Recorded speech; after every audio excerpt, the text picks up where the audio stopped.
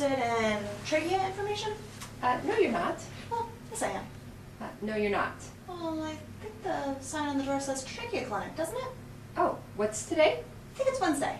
Oh, then it is the Trachea Clinic. Oh, good. I'm glad I'm in the right spot. On Tuesdays and Thursdays, we're the argument clinic, We'll have to though. come back tomorrow for a nice argument. Then you do that. How can I help you today? So I was at the vet the other day, and the veterinarian said that my dog's trachea was disintegrating, and I was just coming to see what options that were available. Well, we do have a lot of options that vary in price and risks to your dog. Okay, so I would assume that a trachea really only transfers air from outside to inside, and vice versa, so I could just go with a plastic tube, right? Well, actually, the trachea is a lot more complex than that.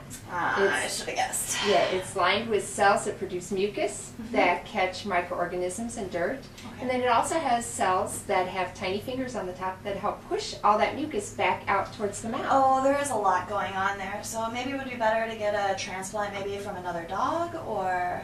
Yes, well, that is definitely a possibility. The only drawback to that is that your dog would have to be on very powerful anti-rejection drugs for the rest of its life.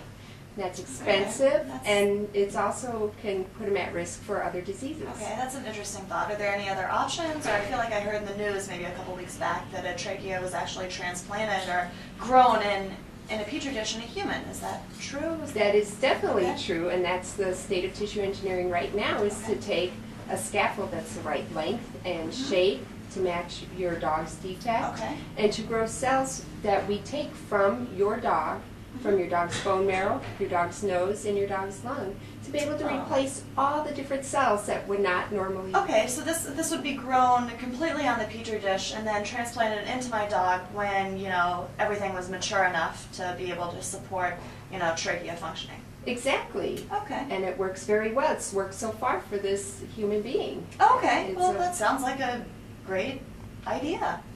And I can tell you're the kind of person who really loves their dog. I do like my dog. I'd like to see him around for a little while longer. Okay, and this is definitely going to be a very expensive option. Okay, so well, maybe I'll go home and, you know, talk about it with the family and see what they have to say.